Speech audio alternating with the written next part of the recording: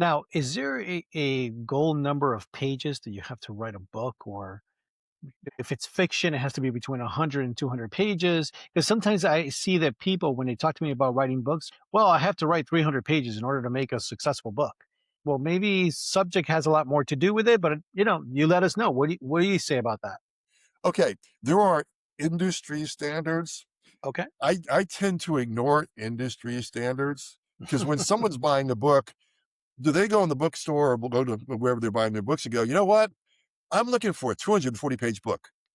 Or are they going, I'm looking for a certain information. We're in the information business. Okay. So to me, size doesn't matter. It's about the content, regardless of genre. You got the Bible, which is the biggest selling book of all time, pretty thick book.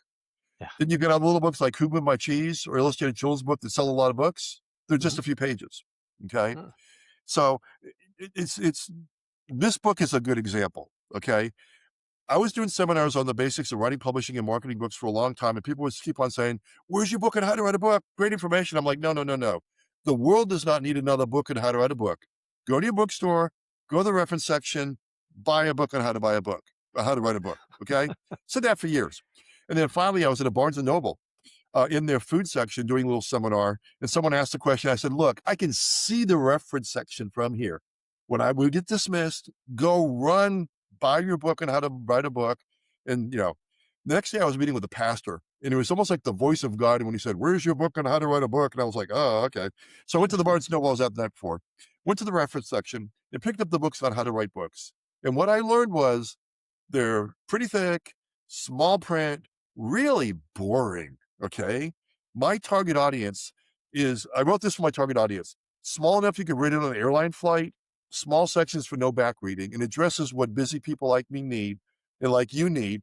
And in there it says up front, if you need more information, go to the reference section of your bookstore. Okay. So again, I wrote a letter to my target audience that's worked out really, really well. So, and again, it goes back to your target audience.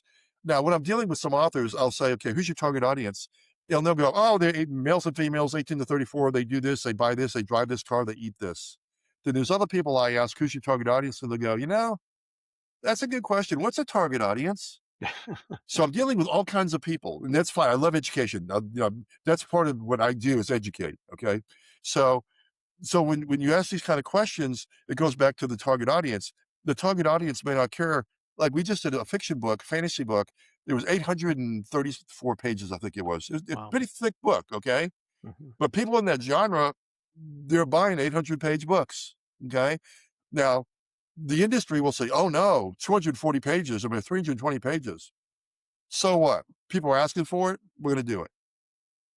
A lot of people think writing the book is the hardest part, but publishing and marketing may be a little bit harder. What's the biggest misconception that authors have? Everything you just said. Really? Okay, writing the book.